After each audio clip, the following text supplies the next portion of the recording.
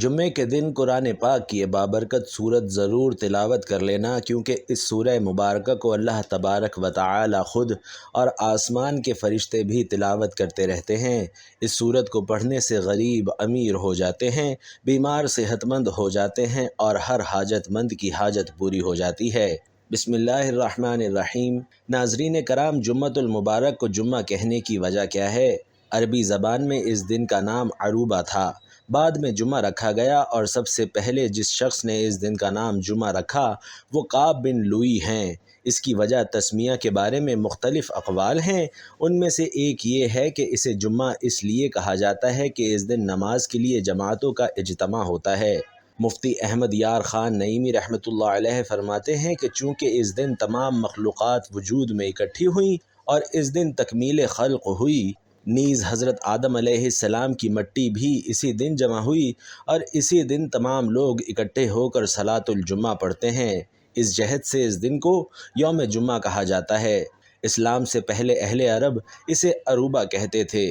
تاجدار رسالت صلی اللہ علیہ وسلم کا پہلا جمعہ سیرت بیان کرنے والے علماء کا بیان ہے کہ جب حضور اقدس صلی اللہ علیہ وسلم ہجرت کر کے مدینہ طیبہ تشریف لائے تو 12 ربیع الاول پیر کے دن چاشت کے وقت قباء کے مقام پر ٹھہرے۔ پیر سے لے کر جمعرات تک یہاں قیام فرمایا اور مسجد کی بنیاد رکھی۔ جمعے کے دن مدینہ طیبہ جانے کا عزم فرمایا۔ بنی سالم بن عوف کی وادی کے درمیان جمعے کا وقت آیا۔ اس جگہ کو لوگوں نے مسجد بنایا اور سرکار دو عالم صلی اللہ علیہ وسلم نے وہاں جمعہ پڑھایا اور خطبہ فرمایا۔ یہ پہلا جمعہ ہے جو نبی کریم صلی اللہ علیہ وسلم نے اپنے اصحاب کے ساتھ پڑھا۔ مفتی احمد یار خان نعیمی رحمۃ اللہ علیہ فرماتے ہیں کہ میرے پیارے آقا صلی اللہ علیہ وسلم 500 جمعۃ المبارک کی نمازیں ادا فرمائیں، اس لیے کہ جمعۃ المبارک کی نماز ہجرت کے بعد شروع ہوئی، جس کے بعد 10 سال میرے مولا صلی اللہ علیہ وسلم کی ظاہری زندگی مبارک رہی۔ اس عرصے میں جمعۃ المبارک کی نمازیں اتنی ہی بنتی ہیں۔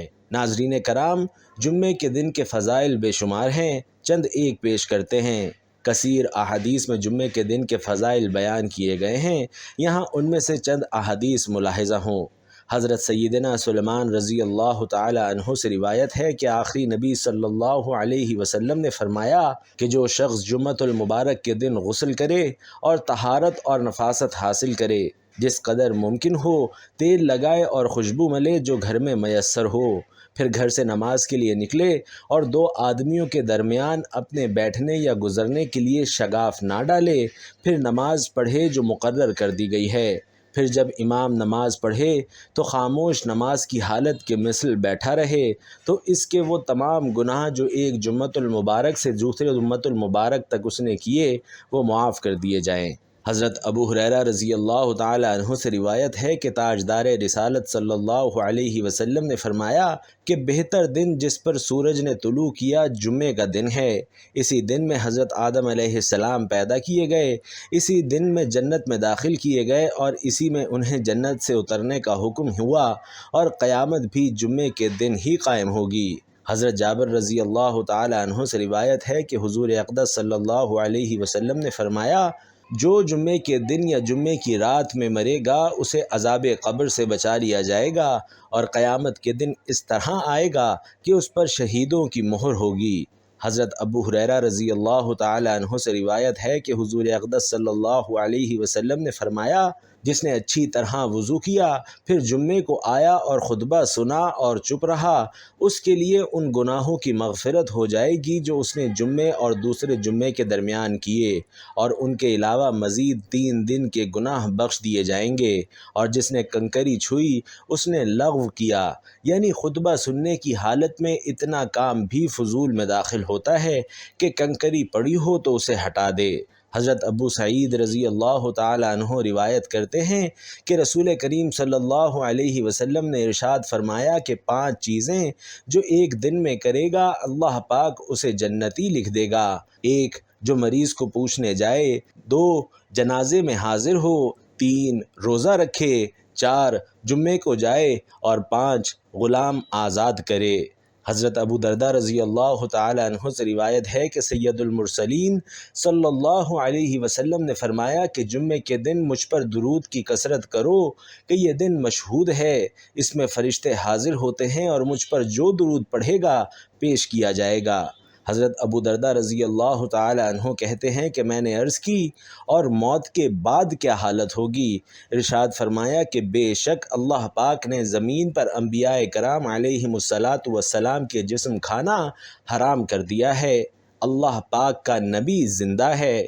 حضرت ابو ہریرہ رضی اللہ تعالی عنہ فرماتے ہیں کہ حضور اقدس صلی اللہ علیہ وسلم نے میرا ہاتھ پکڑ کر ارشاد فرمایا کہ اللہ پاک نے زمین کو ہفتے کے دن پیدا فرمایا اور اتوار کے دن زمین میں پہاڑوں کو پیدا کیا اور پیر کے دن درختوں کو پیدا کیا اور منگل کے دن ناپسندیدہ چیزوں کو پیدا کیا اور بدھ کے دن نور کو پیدا کیا اور جمعرات کے دن زمین پر چلنے والے جانداروں کو پیدا کیا اور تمام مخلوق کے آخر میں حضرت آدم علیہ السلام کو جمعے کے دن اس کی ساعات میں سے آخری ساعت میں عصر کے بعد سے رات کے وقت کے درمیان پیدا کیا۔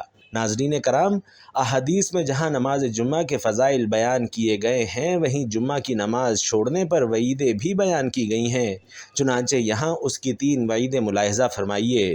حضرت ابو ہریرہ رضی اللہ تعالی عنہ اور حضرت عبداللہ بن عمر رضی اللہ تعالی عنہ سے روایت ہے کہ حضور اقدس صلی اللہ علیہ وسلم نے فرمایا کہ لوگ جمعہ چھوڑنے سے باز آئیں گے یا اللہ پاک ان کے دلوں پر مہر کر دے گا، پھر وہ غافلین میں سے ہو جائیں گے۔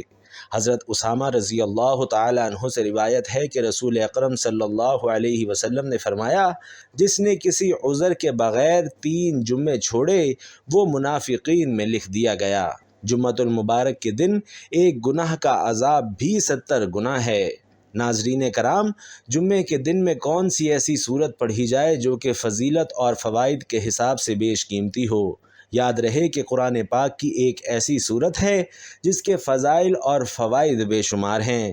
بعض احادیث میں یہ ذکر ملتا ہے کہ اس صورت کو نہ صرف انسان زمین پر بلکہ فرشتے آسمانوں پر بھی تلاوت کرتے ہیں، اور یاد رہے کہ تمام آسمانی فرشتوں میں 4 فرشتے جنہوں نے اللہ کا عرش اٹھا رکھا ہے اور وہ سب سے زیادہ مقرب اور محترم فرشتے ہیں، اور یہ 4 فرشتے اس قرآنی صورت کی تلاوت میں مشغول رہتے ہیں۔ چنانچہ یہ ایسی برکتوں اور رحمتوں والی صورت ہے کہ اسے جو شخص ہر جمعے کے دن لازمی پڑھے گا تو اس دنیا میں بھی وہ معزز اور محترم ہو جائے گا اور آخرت میں بھی معزز اور محترم سمجھا جائے گا۔ آسمان کے فرشتے بھی اس سورہ مبارکہ کی تلاوت کرنے والے کی عزت کرتے ہیں۔ قرآن پاک کی سورہ مبارکہ کے بارے میں فرمایا گیا کہ بیماری جتنی بھی شدید نوعیت پر اتر چکی ہو، ڈاکٹروں نے مریض کو لا علاج قرار دے دیا ہو یا کسی بھی طرح کا کوئی علاج کارگر ثابت نہ ہو رہا ہو، تو اس سورہ مبارکہ کی تلاوت کرنے اور سننے والے کی تمام ذہنی اور جسمانی بیماریاں ختم ہو جاتی ہیں، بشرطے کہ اس کی موت کا وقت نہ آن پہنچا ہو۔ اس کے علاوہ اس سورہ مبارکہ کو غربت اور افلاس ختم کرنے کے لیے ہر روز باقاعدگی سے پڑھنے والے غربت انشاءاللہ جاتی رہے گی۔ مال و دولت کے حصول کے لیے اور حصول برکت کے لیے اس سورہ مبارکہ کو روزانہ فجر کی نماز کے بعد پڑھنے کا اپنا معمول بنا لیا جائے تو رزق کے بند دروازے کھل جاتے ہیں۔ اس کی برکت سے ہر طرح کی حاجات اور ضروریات اللہ کے حکم سے پوری ہو جاتی ہیں۔ ناظرین محترم، قرآن پاک کی یہ بابرکت صورت سورۃ الرحمن ہے جس کی بے شمار فضیلتیں بیان کی گئی ہیں۔ اس صورت کو پڑھنے والے کی تمام دلی مرادیں پوری ہوتی ہیں، غربت، افلاس اور تنگ دستی کا خاتمہ ہوتا ہے۔ قرض اتارنے کے لیے بھی یہ صورت ہر روز تلاوت کی جائے تو انشاءاللہ اللہ سبحانہ و تعالی قرض اتارنے کا انتظام فرما دیتے ہیں۔ اس سورہ مبارکہ کو پڑھنے والے کی غیبی مدد کے لیے فرشتے اترتے ہیں۔ ناظرین محترم، سورہ رحمان کو اس حوالے سے بھی بہت بڑی فضیلت حاصل ہے کہ جتنے بھی دماغی اور ذہنی امراض کے مریض ہیں، اور یہ بات بار بار کے مشاہدات سے ثابت شدہ ہے کہ ایسے مریض جو کوما میں ہیں، فالج میں ہیں، جن کو بار بار دماغی دورے پڑتے ہیں، جن پر غشی کے دورے پڑتے ہیں، الغرض ہر طرح کے دماغی اور جسمانی امراض کے لیے ہر روز 3 بار یعنی صبح، دوپہر اور شام اس سورہ مبارکہ کی تلاوت کر لی جائے، اور اگر مریض خود تلاوت نہیں کر سکتا تو اسے اس کی تلاوت دن میں 3 مرتبہ سنا دی جائے، تو اس تلاوت کی برکت سے چند ہی دنوں میں اس کی بیماری میں نمایاں کمی واقع ہونے لگتی ہے۔ تمام ذہنی اور دماغی امراض کے علاج کے لیے اس سورہ مبارکہ کو مجرب پایا گیا ہے۔ اس کے علاوہ جادو ٹونے، حسد اور کسی بھی قسم کے کیے کرائے کے لیے اس سورت کی تلاوت بے حد فوائد اور برکات کی حامل ہے۔ آئیے آج کا سورہ رحمان کا جمعے کا بابرکت دن کا وظیفہ بھی ملاحظہ فرما لیجئے۔ یہ وظیفہ اور یہ عمل آپ جمعے کے دن کسی بھی وقت کر سکتے ہیں۔ شب جمعہ یعنی جمعرات اور جمعے کی درمیانی شب بھی یہ عمل آپ کر سکتے ہیں۔ کسی بھی نماز کے بعد یا پھر نماز جمعہ کے بعد باوضو حالت میں جائے نماز پر بیٹھ کر یہ عمل کریں۔ جمعے کے دن آپ اس عمل کو فجر کی نماز کے بعد بھی کر سکتے ہیں، جمعے کی نماز کے بعد عصر، مغرب یا پھر عشاء کی نماز کے بعد بھی کر سکتے ہیں۔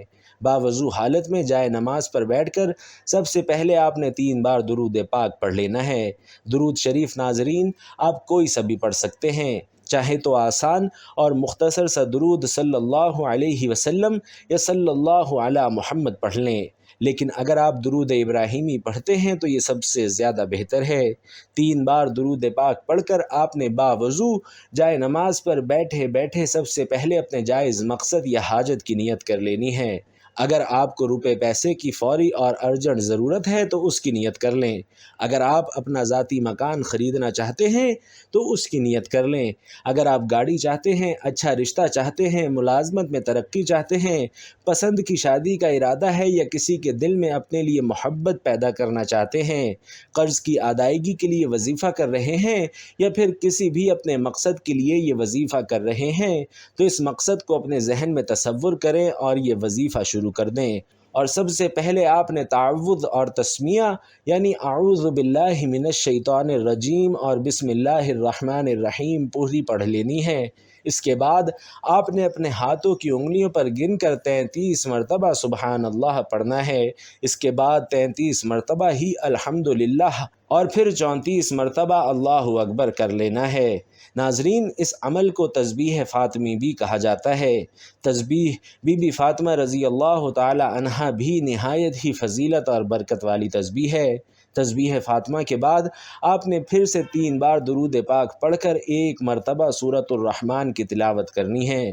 آپ چاہیں تو موبائل فون سے دیکھ کر بھی سورۃ الرحمن کی تلاوت کر سکتے ہیں، یا پھر اگر آپ کے پاس پنج سورہ ہے یا پھر آپ قرآن کریم کھول کر اس کے 27ویں پارے میں 55 نمبر سورت نکال لیں۔ یہ سورۃ الرحمن ہے اور قرآن پاک کو اپنے سامنے کسی رحل وغیرہ پر رکھ کر اور قرآن پاک سے دیکھ کر بھی سورۃ الرحمن کی تلاوت کر سکتے ہیں۔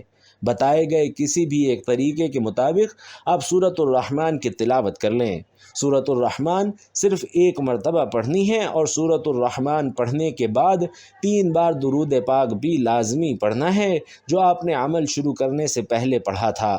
تلاوت کے بعد آپ نے اپنے ہاتھ کی انگلیوں پر گن کر یا پھر تسبیح کے دانوں پر گن کر 100 مرتبہ پہلا کلمہ یعنی لا الہ الا اللہ پڑھنا ہے۔ جب 100 بار اس طرح یعنی لا الہ الا اللہ پڑھ لیں تو آخر میں 1 بار محمد الرسول اللہ پڑھ لیں۔ اس طرح سے یہ آپ کا وظیفہ مکمل ہو جائے گا۔ آخر میں پھر سے 3 بار وہی درود پاک پڑھ کر اپنے دونوں ہاتھ دعا کے لیے اٹھا لیں، اللہ کی بارگاہ میں اپنی فریاد پیش کریں، صدق دل سے اور عاجزی کے ساتھ اللہ کے حضور دعا کریں، اور یاد رکھیں کہ دعا کرتے وقت اپنے ہونٹ ہلانا، آواز نکالنا یا پھر بول کر دعا کرنا ضروری نہیں۔ اپنے ہاتھوں کو بلند کر کے نہایت خاموشی اور عاجزی سے اور ہو سکے تو اپنی آنکھیں بند کر کے اللہ کے حضور اپنی فریاد پیش کریں۔ انشاءاللہ جلد آپ دیکھیں گے کہ آپ کی دعا پوری ہونے کے لیے حالات سازگار ہونا شروع ہو جائیں گے۔ ناظرین کرام، یہاں یہ بھی عرض کرتا چلوں کہ بعض لوگ کہتے ہیں کہ فلاں وظیفہ کرو فوری مراد پوری ہو جائے گی، فلاں عمل کرو فوری رقم مل جائے گی، فلاں تسبیح پڑھو فوراً کام ہو جائے گا۔ ایسا ناظرین ہرگز نہیں ہوتا، کیونکہ یہ دنیا اسباب کے تحت چلتی ہے اور یہ قانون قدرت ہے جو اللہ رب العالمین نے تخلیق کیا ہے۔ ہاں اگر اللہ چاہے تو اس کی ذات کچھ بھی کر سکتی ہے اور پلک جھپکنے سے پہلے کچھ بھی ہو سکتا ہے، لیکن ہر وظیفے اور ہر عمل کے لیے ایسا کہنا درست نہیں۔ اللہ مشکلات حل فرماتا ہے لیکن اسباب کے تحت، اور اللہ بہترین مسبب الاسباب ہے۔ پختہ یقین اور نیت کے ساتھ آج کا بتایا گیا یہ عمل ضرور کریں اور نتیجہ آپ خود اپنی آنکھوں سے دیکھ لیں گے انشاءاللہ تبارک و تعالی۔ اللہ پاک سے دعا ہے کہ ہمیں یوم جمعۃ المبارک اور نماز جمعۃ المبارک کی حفاظت اور قدر کرنے کی توفیق عطا فرمائے۔ میرا سنانا اور آپ کا سننا اپنی بارگاہ میں قبول و منظور فرمائے، آمین یا رب العالمین۔ محترم ناظرین، آخر میں درخواست ہے کہ نیچے کمنٹ باکس میں اللہ سبحانہ و تعالی کا ایک پیارا سا نام ضرور لکھتے جائیں۔ اللہ پاک آپ سب کا حامی و ناصر ہو، آمین۔ السلام علیکم ورحمۃ اللہ۔